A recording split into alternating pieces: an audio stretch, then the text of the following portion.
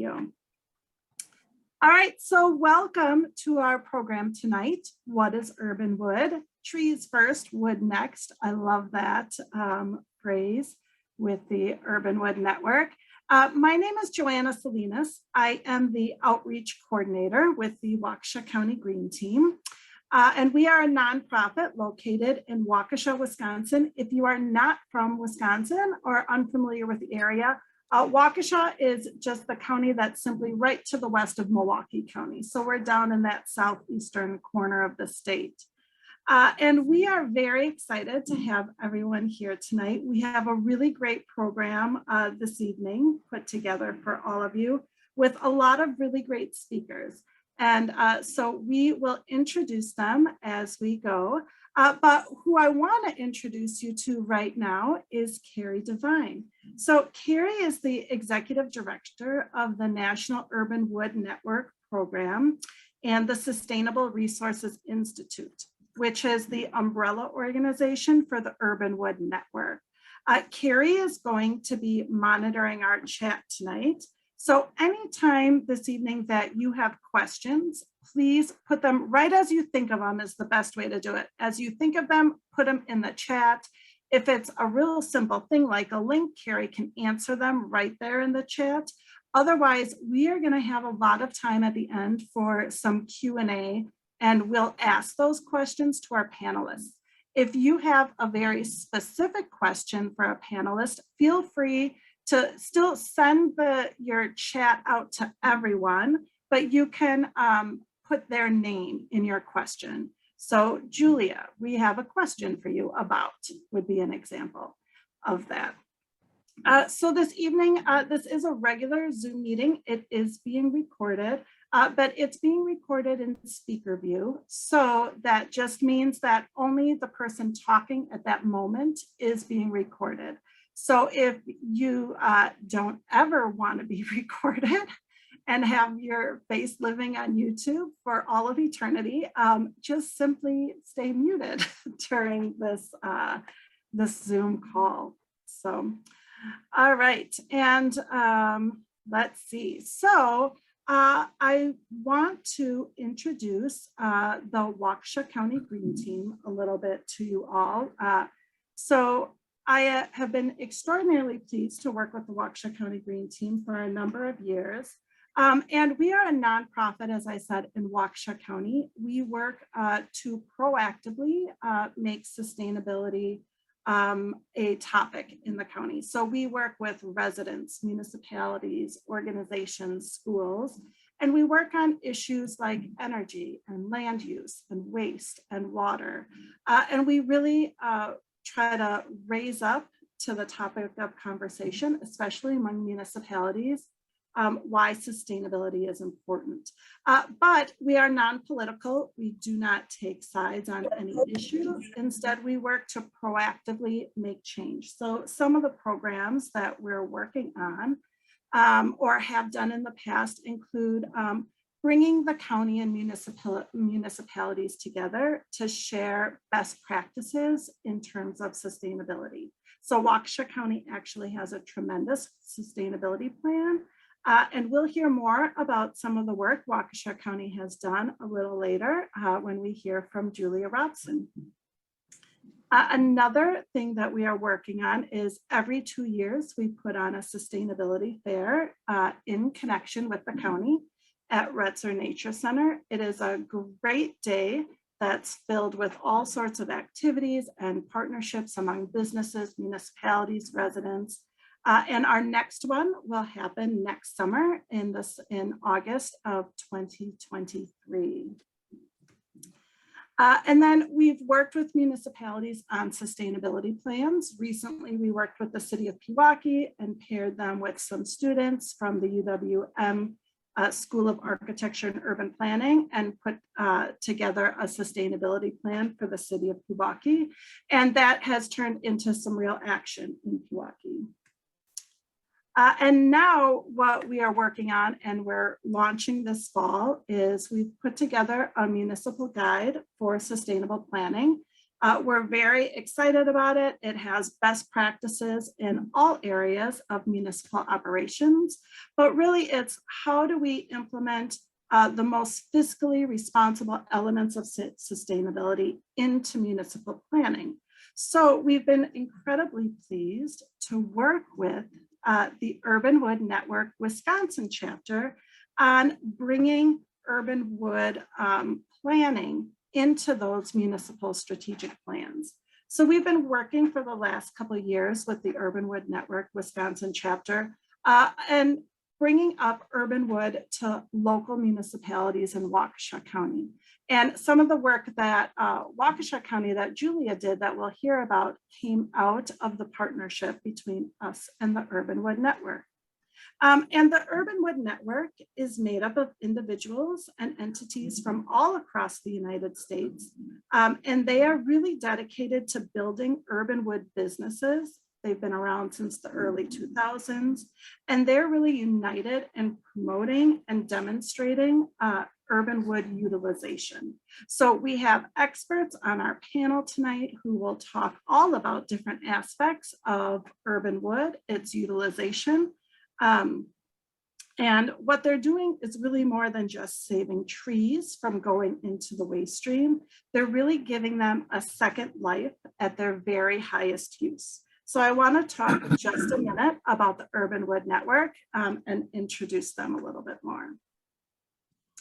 So the Urban Wood Network is made up of, as you see on this slide, tree lovers, arborists, sawyers, woodworkers, manufacturers, municipalities, designer, architects, consultants, retailers, and so much more. Really, it's a giant network whose mission is to inform, collaborate, and connect to build the business and consumer confidence in this urban wood industry. They are across the entire United States. As you see from this map, there are kind of regions, but there's also states that have their own chapter. Wisconsin is one of those states. So there is an Urban Wood Network Wisconsin chapter, which is really fantastic because for your own municipality, if you would like to work with people just who know your area, know your municipality, you can go to this Urban Wood Network. It's tremendous resources, and you can find all of those people right within your own neighborhood and backyard to assist you. So one of the really important things that we've been working on is talking with municipalities about urban wood planning, about taking urban wood planning into strategic plans, because there's incredible potential. So when urban wood is not in a municipal plan, it often leads when things like this emerald ash borer come along and suddenly a municipality has to deal with a tremendous amount of wood. They don't have any direction or where to turn. When you proactively make it part of a plan, you're able to plan for things like this that come up. So if we look at this slide, there's 46 million tons of viable wood from urban trees is dumped into landfills each year. Which is really, really unfortunate because as you can see from the very last picture on the slide, there's this urban wood industry where all of that wood could be put to its very highest use and live on for a very long time. So these are just some facts. So we all know that trees are at their very highest value when they're living. But trees at some point will either succumb to disease or insects, or they have to be removed for a variety of reasons. And the Urban Wood Network is committed to putting those trees then to their highest and best use. So this maximizes their economic, environmental, and societal benefits for people in urban areas and really beyond that. And I'm not going to go through each one of these things because really you didn't come here to listen to me talk. You came to listen to our panelists talk. So without further ado, I would like to transition us over to Paul Morrison. I just need a minute here to stop sharing this slide. And we're going to let Paul jump on and start sharing for him. And while he's doing that, I will introduce you, Paul. So Paul Morrison has run the wood cycle in the Madison area for 21 years. And he really takes things from log all the way to finished products. And Paul, I know you're going to be able to do a much better job of introducing yourself. Okay, how's that now? So yeah, I'm going to start this talk about the why of urban wood, and I'm going to start it with a picture of a farm, which makes total sense once I get to it. But you know, as a reformed engineer, I could share a lot of those same types of numbers and statistics and the logic and everything of urban wood, kind of like Joanna just saved you from having to listen to me talk that way. But the reality is all those things make perfect sense. I mean, the energy savings, the potential for a municipality to save either time or costs in disposal, just the logic of highest and best use of any resource, whether it's a waste product or whether it's something that even has a planned use. It's just logical. The local economic potential, again, just logic and you know, beneficial to everyone, more employment and all that potential, and even the social good of urban wood. So there's so many of those, but in the end, I really got into this urban wood marketplace before we used the term urban wood because of the story, because of that personal connection. This is the family farmstead that I grew up on. That big, the massive maple in the front yard wasn't so massive when I was a kid. And had my tree fort in that tree. There's a little elm way off to the driveway edge there. That little tree was, you know, it's older than I am, but it's still only 9-inch diameter because it was shaded by other trees that we've lost since. In the background on the other side, there's a pretty good sized tree that you kind of see just as a shadow. That's a tree that I planted as a kid. So again, replacing some of those elm trees that we lost back when Dutch elm came through. So these are all things that are personal to me. Those connections were there.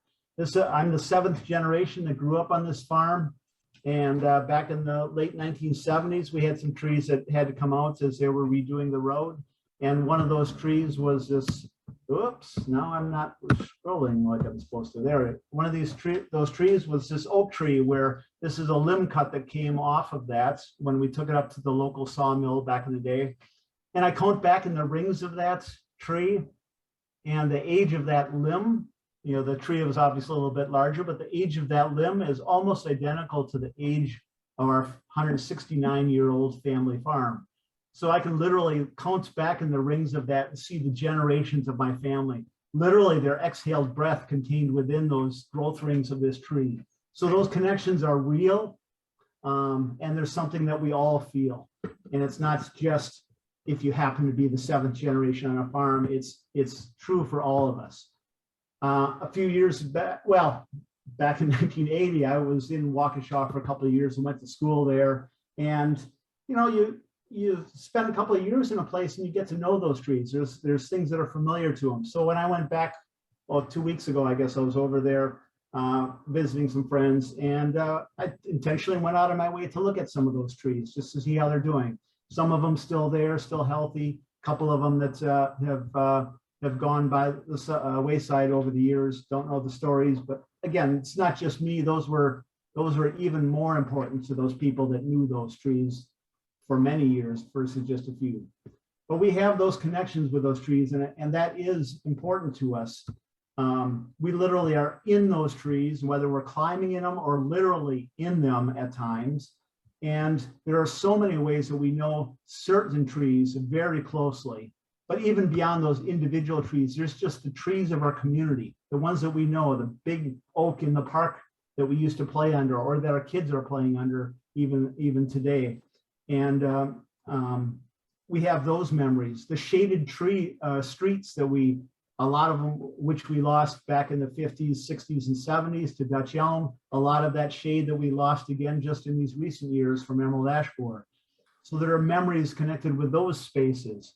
And even, like in this photo on the left here, the little kids there are planting a clone of the President's Oak. It was the largest oak on the UW Madison campus. And again, an arborist that saw it in decline actually grabbed the limb and created a clone from that tree. These little kids here, that'll be a memory the rest of their lives.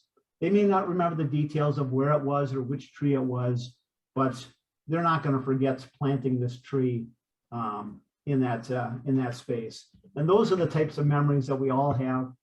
Those are the stories that really connect us with these trees. So yeah, the science of it, the logic of it, all those things connect, but we can't ignore that personal connection that's there as well. Unfortunately, eventually they all succumb to something.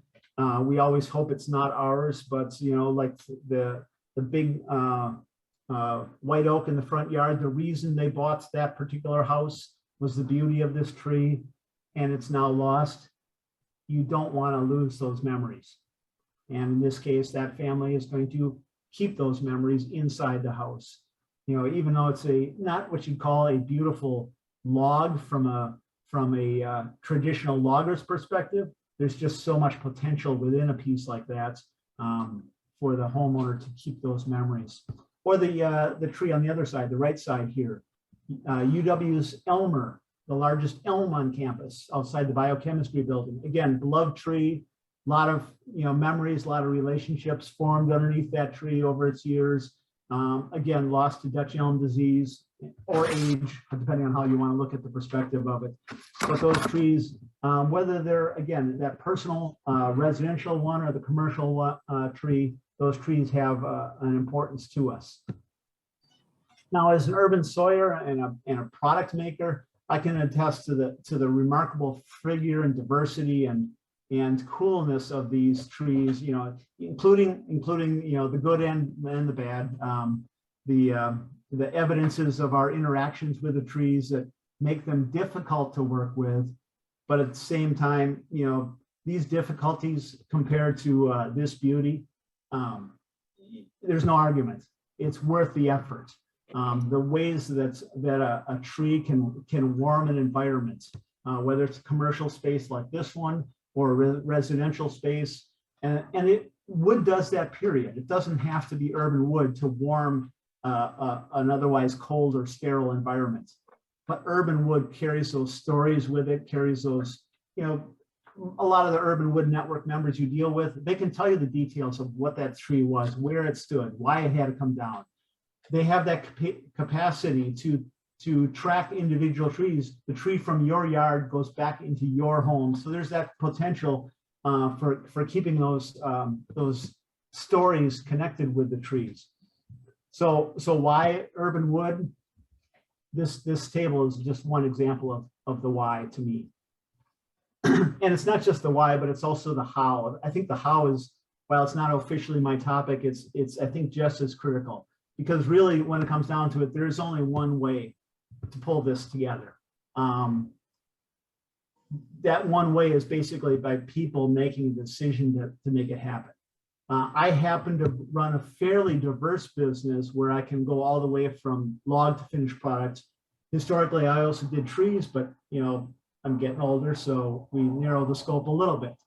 But the reality is, I'm kind of the exception that way. The more normal scenario is that you're going to need some partners in this. Minimally, you're going to need an arborist or someone who can get that tree on the ground safely. So there are all those connections that exist. The Urban Wood Network is made up of arborists, of municipalities, of sawyers and of makers, as well as just enthusiasts of our urban trees.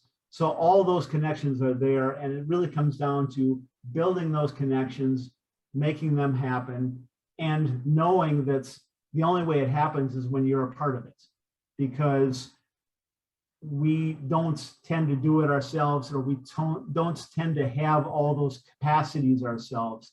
So we need to not only have the arborists and the municipalities and the makers that may be network members, but we also need the consumers of those products, those people who know those trees, that care about those trees and want to see something better happen with them.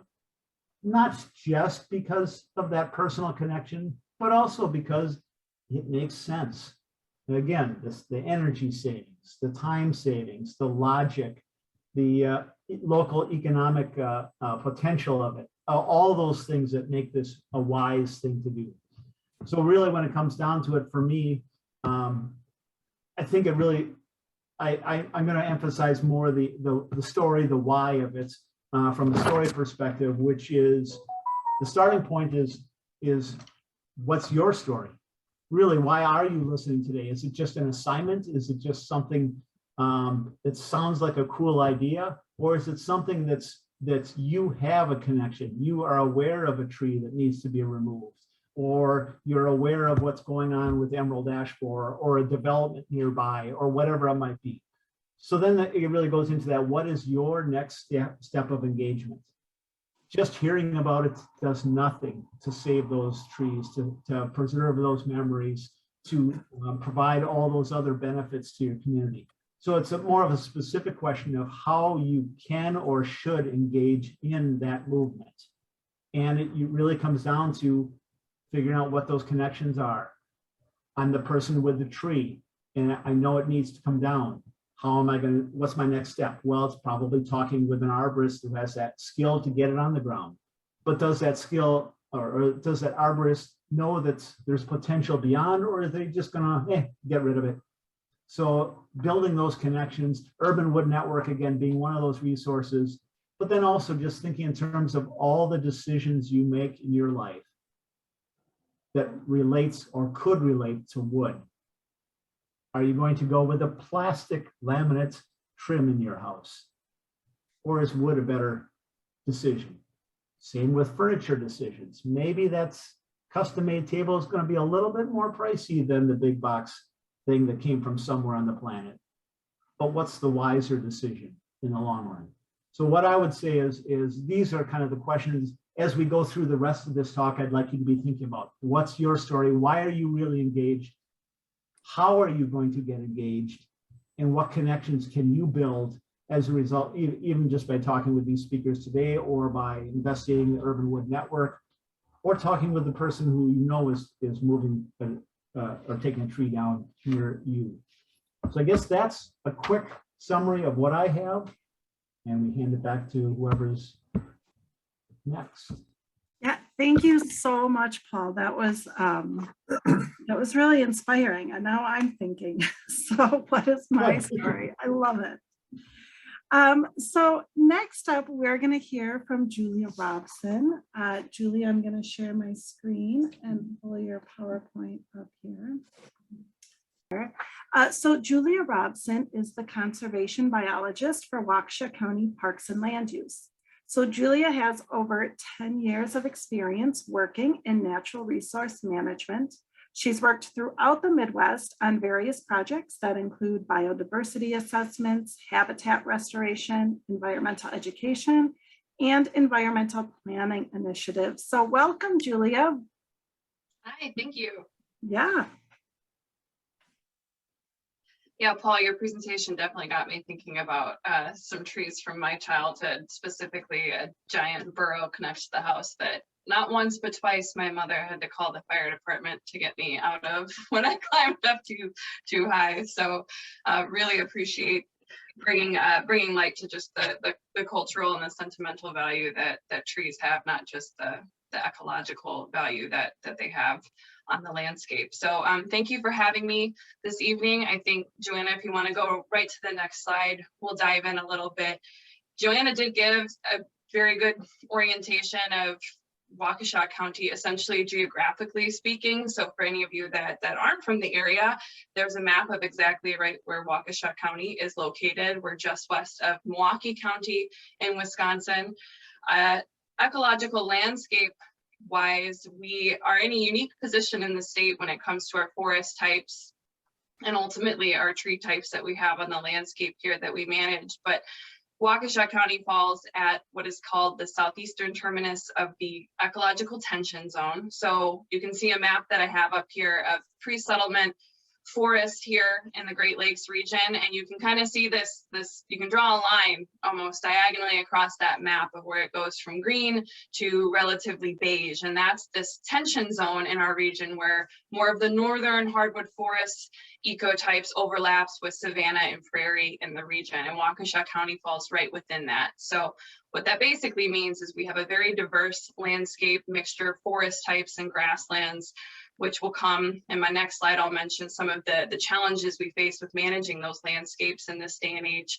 But Waukesha, while we're still considered relatively rural or suburban, it's projected to grow and it is continuing to urbanize. So the concept of urban forestry and urban tree management and wood utilization is something we currently are involved with, and we will be continuing to be involved with in the future. You can go to the next slide. Thank you.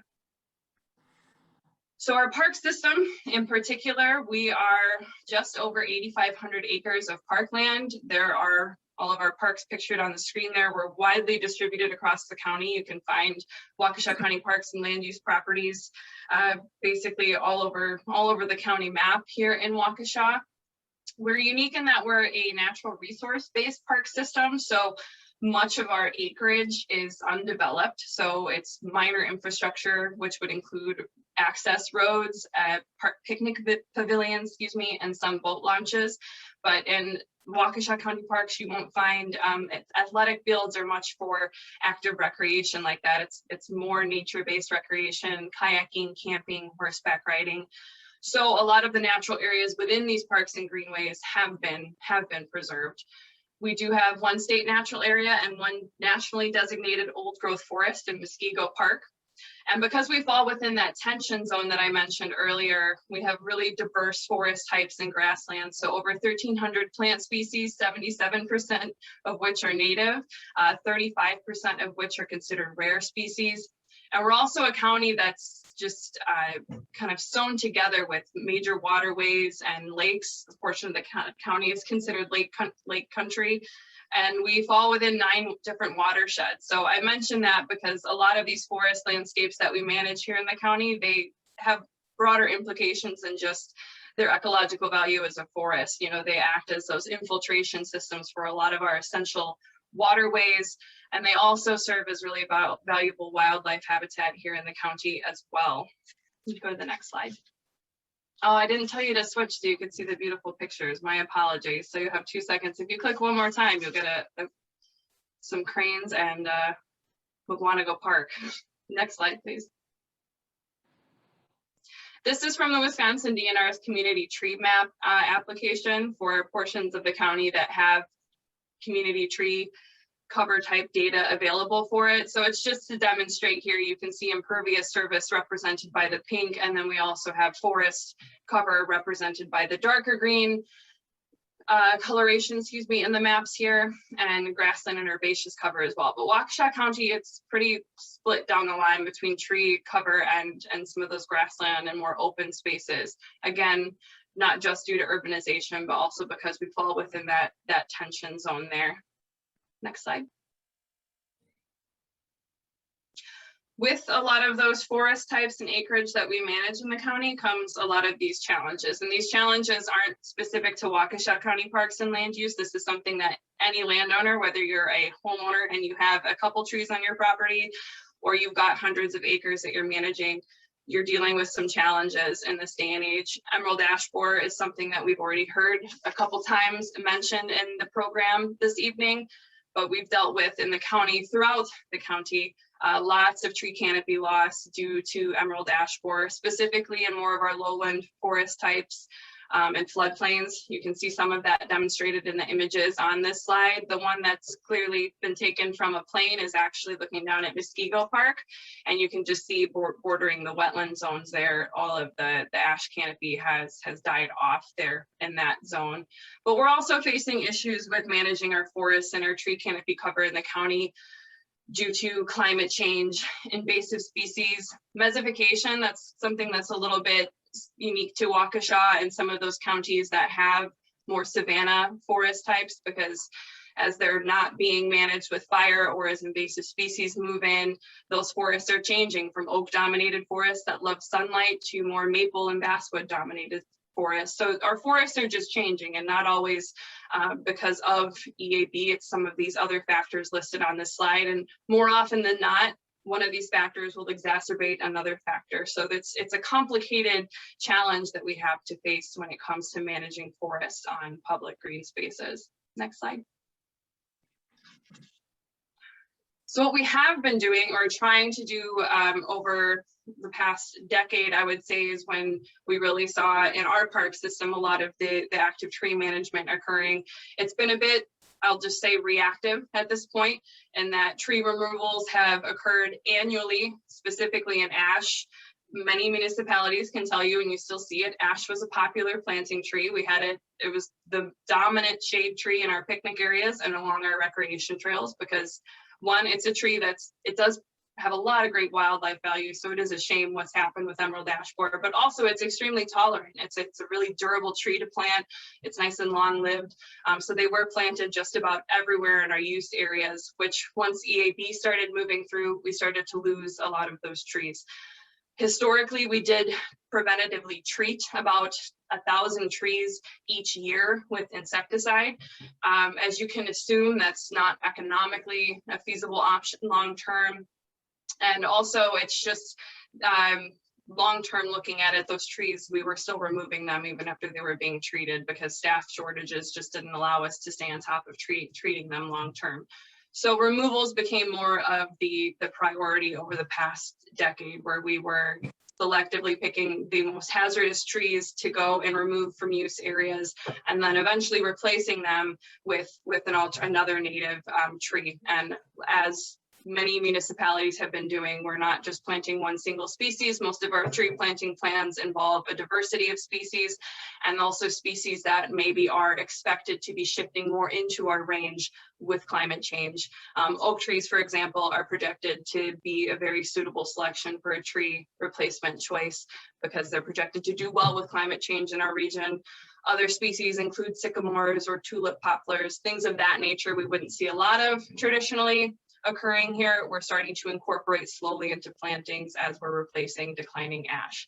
We will long-term continue to manage one population of state-threatened blue ash trees that occur in Muskego Park as well. So those will continue to receive treatment just because they're a very unique population to the state and just to Waukesha County. On top of this, we do plant about 300 to 600 native trees annually through our annual Arbor Day celebration.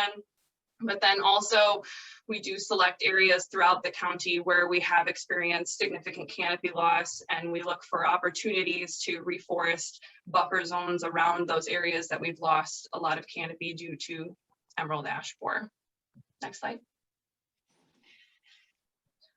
Something else that we were fortunate to get to work on with the Waukesha County Green Team and Wisconsin Urban Wood was the development of a template urban forestry strategic plan for the county to consider adopting formally in the future.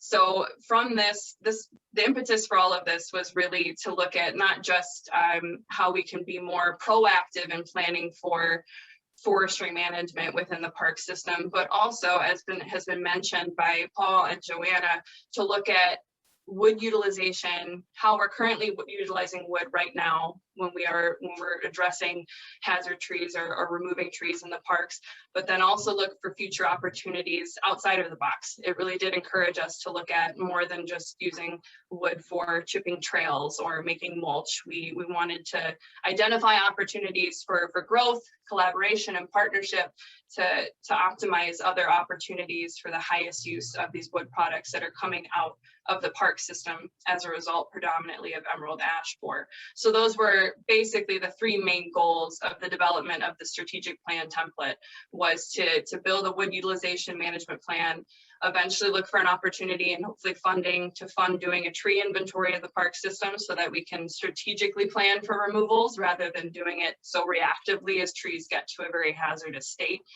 And then again, at the end of the day, just increase community awareness about the benefits and opportunities of urban forestry and wood utilization. So what are we doing with our wood resources that come out of the parks?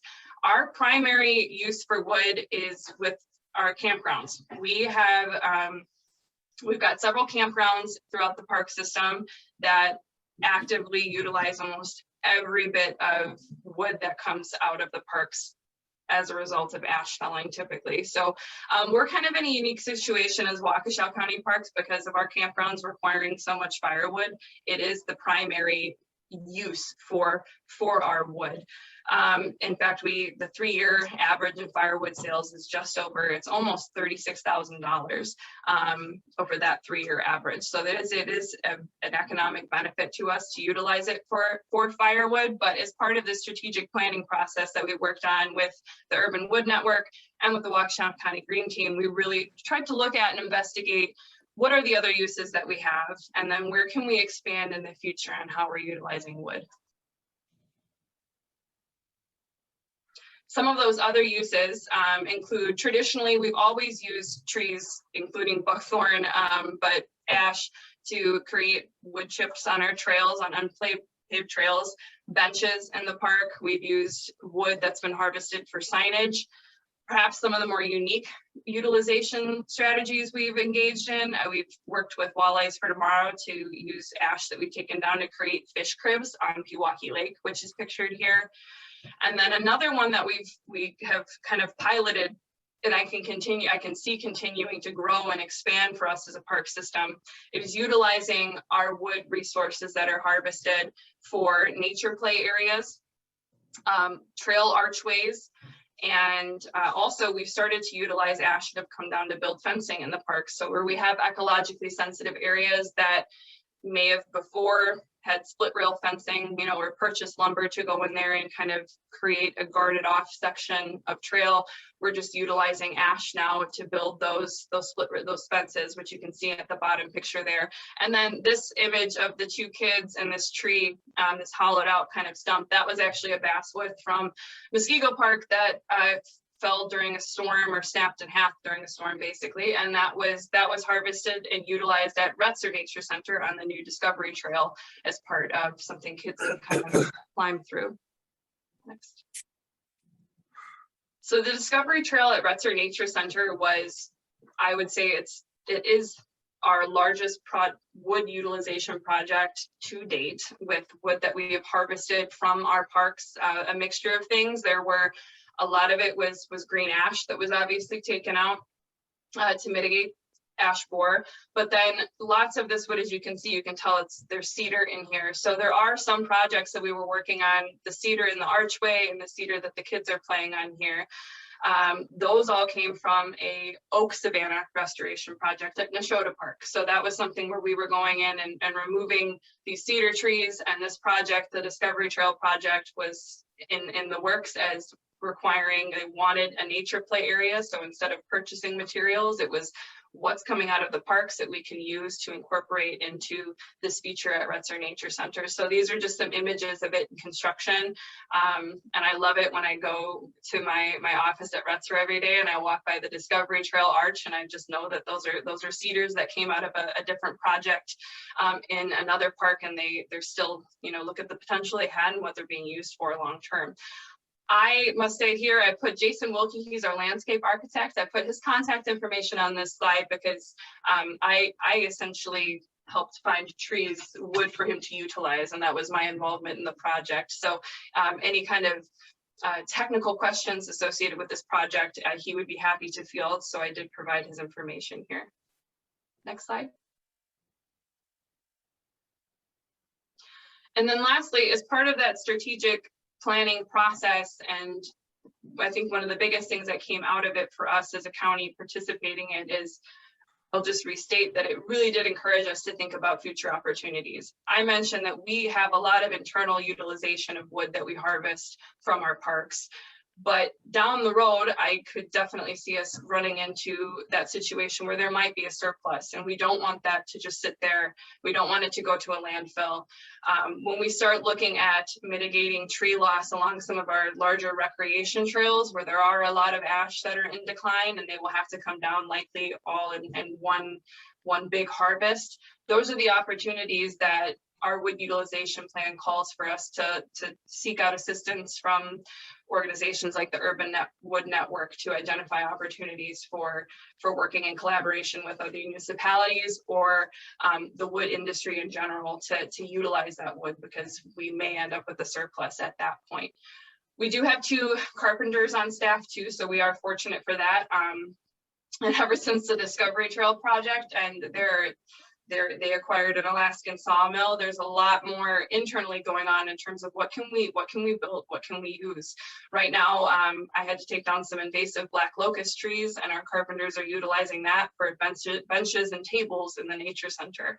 So this whole process has really it's gotten a big ball rolling with reflection on how we're utilizing wood in the parks and what future opportunities there may be out there to find the highest use, as has been said before, because their value doesn't stop when they're not standing tall anymore. So we look forward to seeing where this can take us in the future.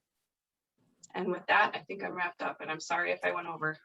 No, you were fantastic. That was absolutely fascinating. I have to say, on a personal note, sometimes I feel creepy because I'll just go into the Discovery Trail without my children and just hang out in the play area, because it's such a fantastic playground and place to be. It's really neat. So kudos to all of you. So, all right. And without further ado, we're going to pass it over to Dwayne Sperber. Dwayne, I'm going to stop sharing and let you share here. So Dwayne is the owner of Wudeward Urban Forest Products, which is a producer and supplier of urban hardwood lumber, architectural millwork, veneer, and lots more. He is a founding member of the Urban Wood Network and an appointed member of the Wisconsin Urban Forestry Council. Dwayne also serves as a community advisor for the Waukesha County Green Team. Thank you, Dwayne. And is a board member of the Forest Exploration Center in Wauwatosa. Dwayne's going to talk a little bit about the business of urban wood utilization, and how that works. Hi, Dwayne.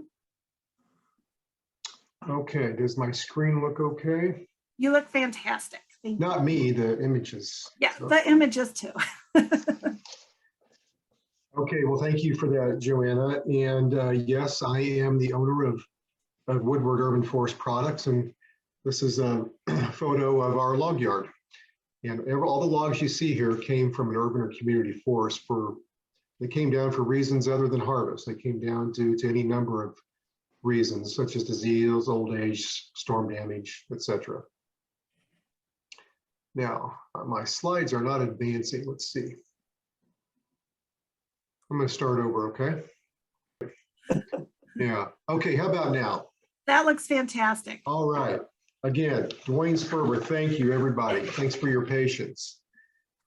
Wudeward is first and foremost a producer and supplier of urban hardwood lumber. We typically supply high volume commercial projects, but we'll supply any volume. All products are created using wood from urban and community trees, again, that were removed for reasons other than harvest. We can, and have, it seems, produced and supplied nearly every wood product that can be made with wood, including architectural woodwork like you see here, and even urban wood veneer products. The logs we use to produce our products are sourced a little differently than traditional forest product suppliers, and here are some examples. You may have seen this image below in Joanna's slides, but this is a typical load delivered to us by a municipality or even a private arborist. Municipalities deliver to us using their equipment, or they use 30 cubic yard containers that we help them coordinate. We work with public and private arborists to help them reduce costs by accepting basically anything they don't want to chip, which this is a good example. This pile is sorted into various products, and typically 25% of the logs that we typically get from municipalities are worthy of milling into lumber. I'll note here that we typically do not pay for logs. We do not pay for this material to come to us. It is the cost of the municipality or the private arborist. But the benefits to public and private arborists come in the form of efficiencies and cost savings, saving them time and handling. I also work with developers in the same way. This removal was just happening recently. It was due to an office expansion and that you see in the background, and some of the wood produced from these logs will go back into the building that you see here. This was a cost neutral scenario for the developer, while it also benefited their sustainability goals, and it benefited their role that they're going to have and their presence they're going to have in their community. And this is a favorite photo of mine. This photo represents the city of Milwaukee's commitment to urban wood utilization. This is the process they go through. First, Milwaukee is committed to supporting the urban wood network. And when it is safe and feasible and practical, when they see a tree that they feel they could utilize and leave logs long for milling purposes, they'll do so. And one crew comes in and removes basically the canopy of the tree, leaving this portion of the tree standing. And a second crew comes in with the equipment and skill to kind of dismantle this tree in a way that preserves as long of a log as they can. Do so. It must be safe and be aligned with their efficiencies and practicality. And here is a Madison hospital under construction in the background of this photo. And I worked with the architect and project owners and the general contractor to coordinate a higher use for the 20 trees that were removed to build this hospital. And so we source our logs in any number of ways, and not one of them is traditional. They're what most people think of a Northwoods wood harvest. And I'm going to point out the use of that word harvest. Harvesting trees is not a bad word, but it's not what we do. We don't harvest wood from the urban wood forest because that's to some and to many implies that we're doing so for the value of that tree.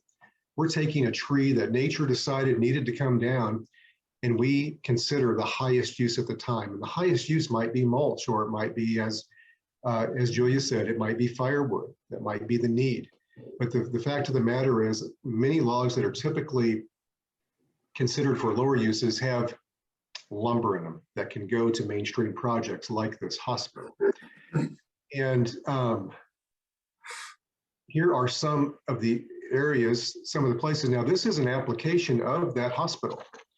So the wood, we helped coordinate the manufacture of a lot of different products that went into this hospital. So the reception desks you see here are a good example of where some of that wood went. Urban wood is being used in libraries.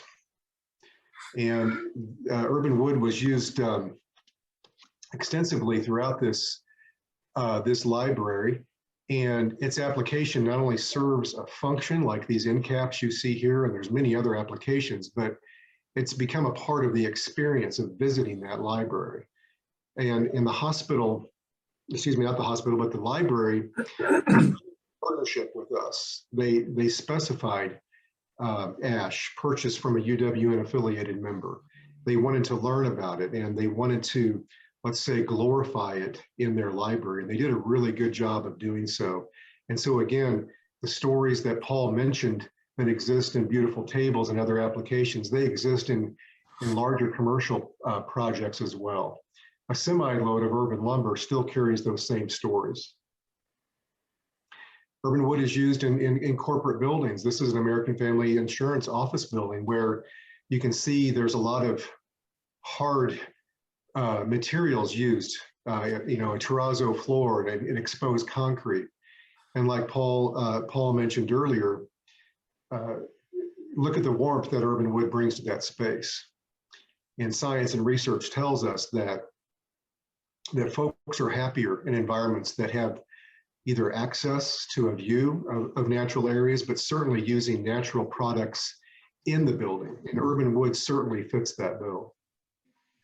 And urban wood is even used in the Pfizer Forum where the Milwaukee Bucks play. So I was asked to speak about the business of urban wood and how does it work. Well, I have been able to become a confident source of wood products because myself and others have been committed over many years to unite the supply chain. And this photo shows most of the pieces involved to take a removed tree from an urban and community forest and make it available as urban forest products, ready to be purchased or specified confidently. And that unity required is the work of the Urban Wood Network. And so if you were a municipality, a county, or what have you, these are the pieces, these are the multiple pieces that you will have to put together to be able to efficiently get that tree from seed to sawdust, as they say. And so the Urban Wood Network, again, has been a big part of that. And by associating your urban forest management plan, if you are a municipality joining us, if you're affiliating your plan with UWN affiliated members, you can be assured that we are committed to creating markets for the products from your logs, and we're committed to returning those products right back to your communities. And consumers who purchase UWN or Urban Wood Network affiliated products can be assured that the logs were sourced and processed following environmentally and socially responsible practices. So Urban Wood plays a big role. We have 20 years of learning the hard way. And many of us on this call were around when EAB and worked with the state of Michigan when the Emerald Ash Borer hit there. We were certainly, some of us, a part of Illinois' efforts and now Wisconsin's efforts. So we've learned how to do this efficiently and well, and we know the value of collaboration and partnership, and that is the key to successful models. And so by addressing this vision together, that everything you've heard up to point, by addressing this vision together, smarter and more sustainable solutions for both living and built environments can be achieved. My name is Dwayne Sperber, and I am an Urban Wood Network member. And like Joanna already said, I love the phrase, it is about trees first and wood next. So thank you for your time.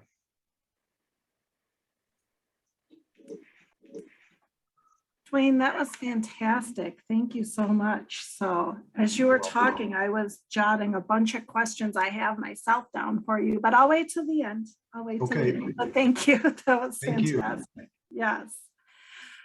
So next up, we have John Stephenson. John, I'm going to share your PowerPoint here. All right. And John is the owner and operator of Stephenson Tree Care, which is located in Madison. Been in operation for 22 years, and he's been involved in urban tree care for over 25 years in the private sector. He's on the Urban Wood Network Wisconsin Steering Committee and works as a consultant on behalf of the U.S. Forest Service Department of Agriculture and the Forest Products Lab in Madison. So I hope I got all of that right. So you did. Okay, let me work on sharing this, and I'm hoping it will look good here. Okay. All right. As Joanna had said, my background has always been in trees here in my working life. I have a passion for it, and I've always considered that there's two types of people in the world: those that have a passion for woodworking and trees, and those that are going to. And I kind of use that approach when discussing what it is that the Urban Wood Network Wisconsin does, what the Urban Wood Network on a national level does, and what this means for all of us. So slide 1 is felling trees with an eye toward utilization. That being said, this really isn't a discussion here about the physical act of felling a tree, or how to make a proper notch, or how does fiber pull ruin a good log, or how do I grade a log once it's on the ground for sale or transfer, or an exchange to keep it in its most desirable condition. There are other seminars for that, hosted by many other local organizations that we work with. Wisconsin DNR, Arbor Pro Training, FISTA are all outfits that can do the nuts and bolts on that. I'm here, honestly, I looked at this and I realized there was going to be quite a bit of overlap with the different speakers, but that's okay. We're hitting a lot of the same talking points. I think it's important to kind of drive some of these points home. I'm here to discuss supply chains. Dwayne touched on it. Paul certainly touched on it. Supply chains to the production mills. I'm going to start with the production mills. Their supply chains to them are different than supply chains to us. Our supply chains are a little bit non-traditional, coming from the urban forest. And the supply chains that the mills are accustomed to flow through a specific system of foresters aiding in the sale of timber for a landowner who is wishing to sell, to the buyers, which would be the loggers and the mills, the saw technicians or the sawyers, or the fellers would get them down, truck them to the mill, and the mills then pick up from there into the markets beyond for value adding. We're doing much the same, and the production mills are starting to realize that we do have legitimate supply chains that we can offer them. And this is slide 4. Yeah, so what are our options? Logs coming from the urban forest don't necessarily hit all the grade specs wanted by production mills, as they're sawing really specifically for grade. And sawing for grade is far different than what Paul Morrison wants to do, or Dwayne Wudeward is finding through his company, or the Urban Wood Lab out of Milwaukee and Hoppy Tree has.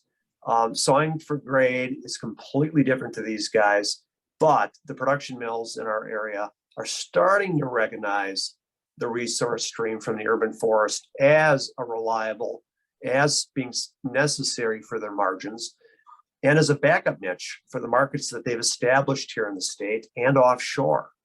So that in mind, and again, here's an overlap from earlier, but urban wood tells a personal story of your community, of its people within your community, the history of that community, and the future legacy. Let's not forget that. And that is really where the value add for what we're trying to do comes into play.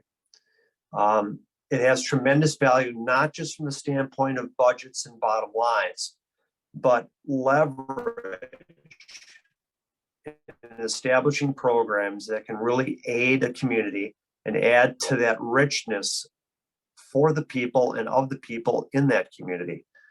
And I got to consider this, I'm coming from the private sector, where to me as a business owner, it's about profitability. And I realize coming from a municipal standpoint that that's not what this is about necessarily. And you have to be careful using those words. It's about asset transfer, okay? It's asset transfers that empower city managers and the foresters and the park managers, such as Julia. It's about empowering the taxpayers to see that this resource is being utilized for the taxes that they in fact are paying. It's about connecting the community back to the land and the intrinsic value of a forest beyond any dollar sign. So I think if you can approach this with that view in mind, you're going to make a lot of progress. Let's go to slide 5. Local mills will utilize.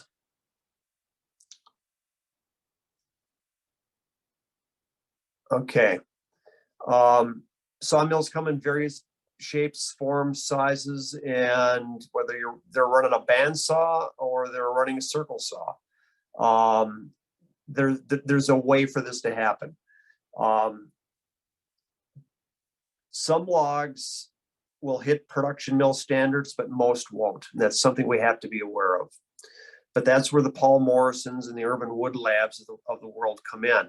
And I would also hazard that there are a lot of wood miser bandsaw owners in your own community. I think you'd be shocked at how many people are willing to step up to the plate to take some logs off your hands and actually utilize them on their own.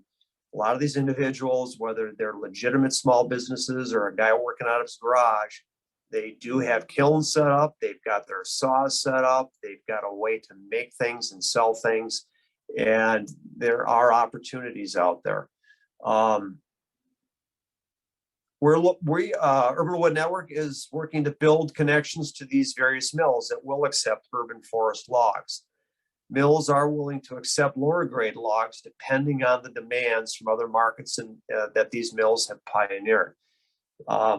That stack of logs on the right with the cants, I mean, there's typically, those logs would not necessarily make grade, but they will make really good sections for, believe it or not, the pellet market. Pellet market is huge in any community. There are a lot of scrag mills, as they call them, that are building pallets right now.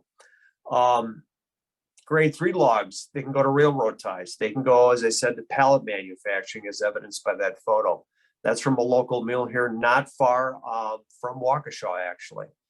That's also known as bolt wood. Bolt wood is spec'd at different dimensions for pallet manufacturing again. Firewood sales. Dwayne had mentioned that. Again, that hierarchical from best use to least use. There's a lot of opportunity along that pyramid chain heading down to the base. And ultimately, at the very end, mulch manufacturing. And beyond mulch, believe it or not, soil manufacturing. This is another area that we're looking into at Urban Wood Network, reaching out to individuals, and we've got some membership that are actually in the process of manufacturing soil by using wood chips sourced from the urban forest, which then gets composted, mixed with sand, soil, clay, other biological matter, and sold and DOT spec'd, and it's being put to use. So that is an exciting aspect of what we're exploring and studying at the same time. Slide 6, can we throw that one up quick?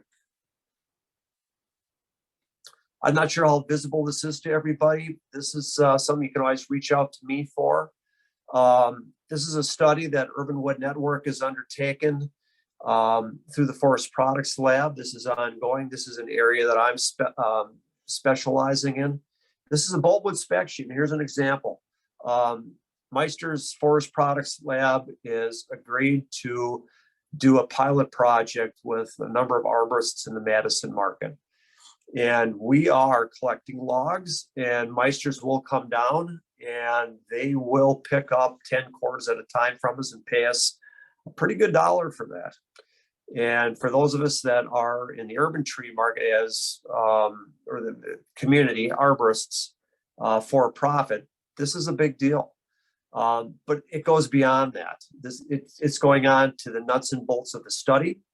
We're looking at studying reduction in tipping fees for our businesses and passing that savings on to our clients. We're looking at a reduction in fuel use for our chippers.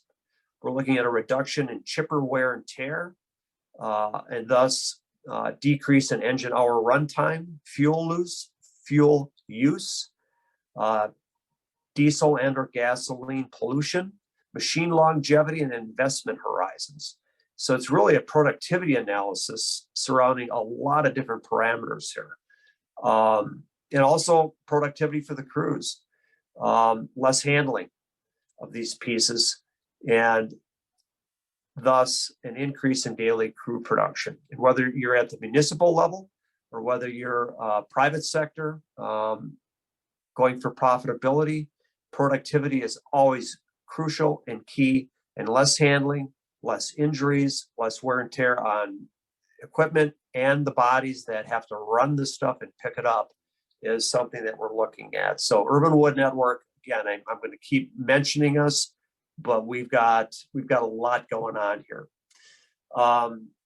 Slide 7, last one of the night for me, resource exchange models and full circle utilization. Just as it says, I'm not going to read it all back to you, but we've got a lot going on. These communities have successfully implemented very successful programs for utilization of the trees coming out of their communities.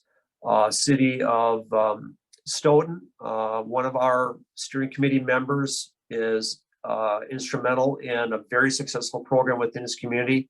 City of Madison has a version of that. Eau Claire has a tremendous program in utilization, and now you guys. So we're excited to have you on board.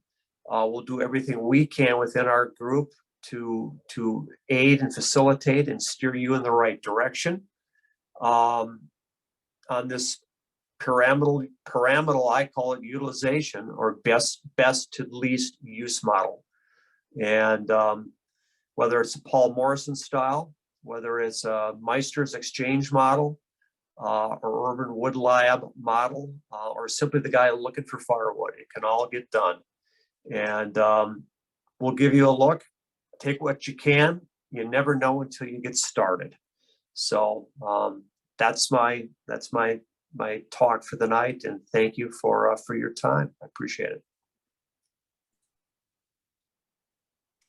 Thank you so much, John. So that was super fascinating. It's amazing to me how much goes into the development of a market, right? And it really taught me a lot listening to that. So right now we have some time for questions. I know I was monitoring the chat a little bit, and I have to say this is the nicest group of participants that I've heard. You should go in and read them because they are really so complimentary to all of you. And I'm gonna open up a few of these here, but does anyone have any particular questions, or Carrie, did any questions come through that we can ask one of our panelists?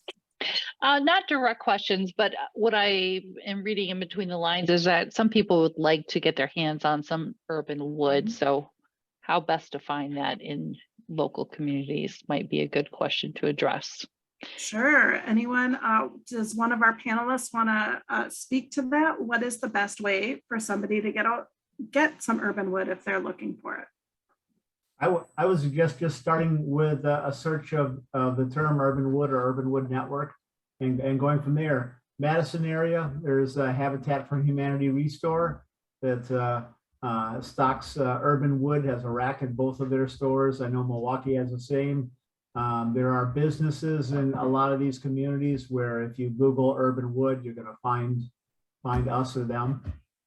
So it's out there. It's not in every community, but it's a growing number of communities. And urban wood has been one of those terms that has meant different things over the years, still means different things to different people, but it's at least a searchable item that will help you find network members that really know how to produce good wood, know how to make sure that it's free of the bugs and other insect issues, disease issues that can be an inherent part of any tree removal. Mm-hmm. Absolutely, that's great. Does anyone have anything else to add to that?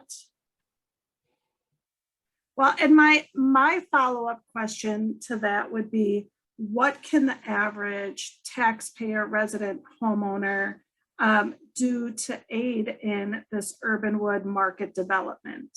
Are there any specific steps that you would recommend that the average resident do? I would support Paul's same answer, is to, after so many years, for so many years, we all stood around and figured it out. What do we do with this tree? We want to use it. How do we do this? Where do we go? Who can we trust? And so after so many years, we realized what I mentioned in my presentation was that unity. We are now a collective, a go-to association that can guide you from any stage from tree to table. So my answer will always be to access the Urban Wood Network website, and by your state, you can find an arborist, you can find a person who can mill your wood, you can find somebody to make you something.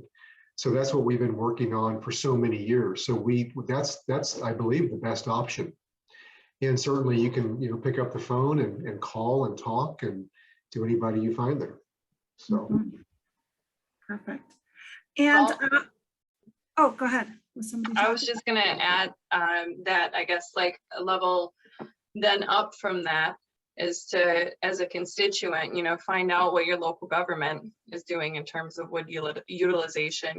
Does your city or your county have a wood utilization plan like what has been drafted for Waukesha County? Do they have an urban forestry strategic plan?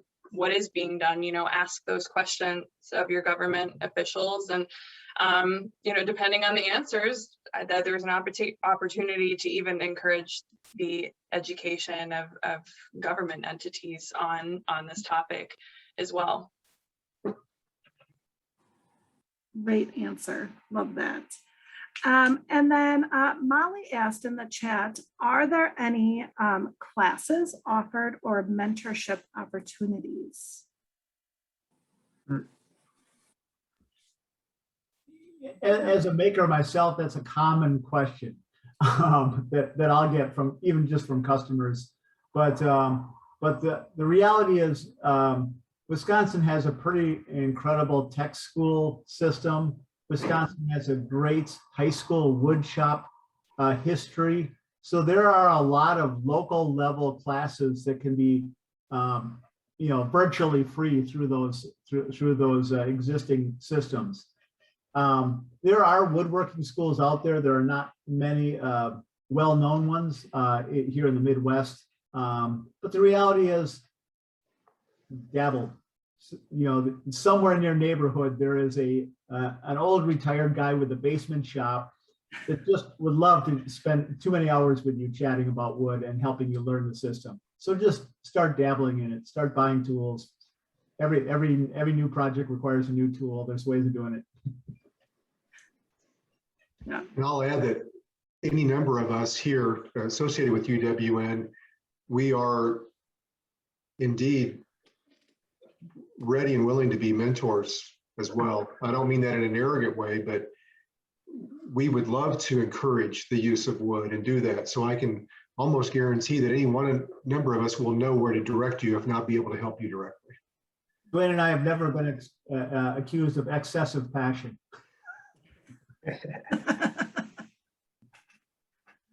Oh, that's really great.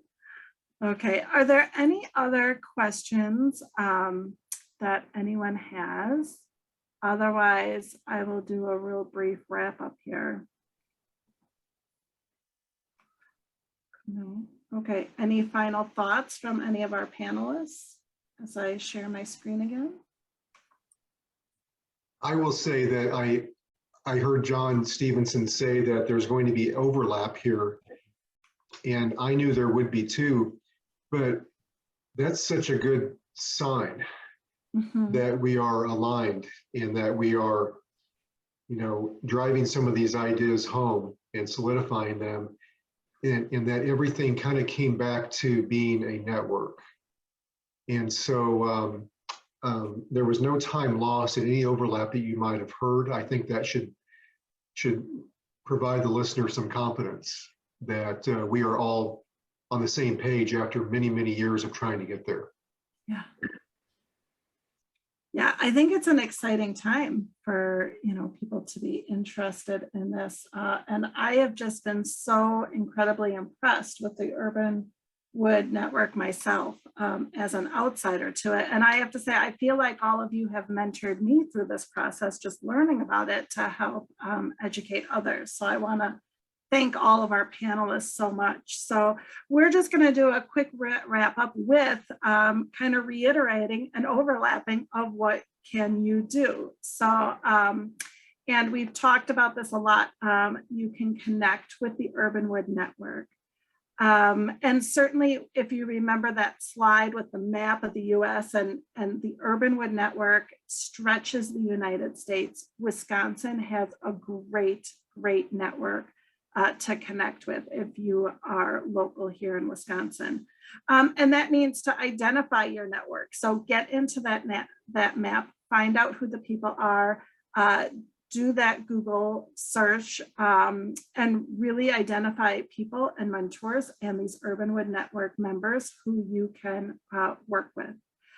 Yourself, the best thing we can do is help develop this market for Urbanwood. So buy Urbanwood, ask your local businesses or anytime if you're part of any type of construction project, your church is doing a remodel, any of those types of things, really reach out and encourage the use of Urbanwood. And then be a local champion, exactly what Julia just said. Reach out to your municipalities, ask them what you're doing. Municipalities act when they know that it is important to their residents. So the more that they hear from you, the more that they know that that is something that their residents care about, and they will move forward on. And then let's see, there's just another slide or two here. Oh, maybe my computer froze here. So, oh, here we go. And then if you can, consider joining the Urbanwood Network. So the Urbanwood Network has a ton of benefits involved in it. They're listed here. I will not go through all of them except to say it's just an incredible group of people. There's networking, you're promoting sustainability, there's greater visibility for you. You're sharing this brand, the overall brand of the Urbanwood Network. So consider joining the Urbanwood Network. And if you have questions, definitely reach out to the Urbanwood Network. They are there to answer your questions, to refer you to other people, and to help you through this entire process. And chances are you'll get to talk to one of these fabulous people who are here on the panel. And I do want to thank our supporters.